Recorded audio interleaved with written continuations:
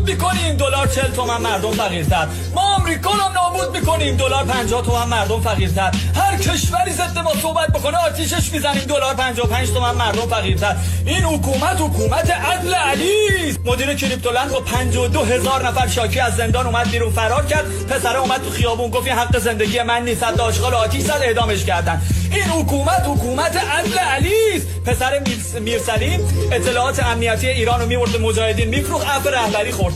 این حکومت عدل علی است. خاوری بدون وضو وارد اتاق من نشوید، 3000 میلیارد کانادا. این حکومت عدل علی است. مرجان شیخ الاسلام 12,000 میلیارد کانادا.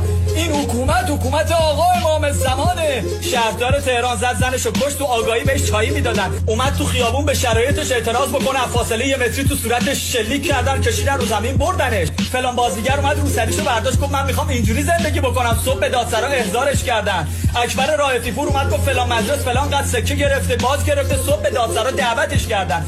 این مملکت آقا امام زمانه. به حروم و حلال اعتقاد داریم، یه دکل گم شد. این مملکت آقا امام زمانه. بابک زنجانی باز خودش میره و میاد. این مملکت آقا امام زمانه. این مملکت دین اسلام، دین رأفت و محبته. 2500 نفرم کشتیم، نوش جونمون.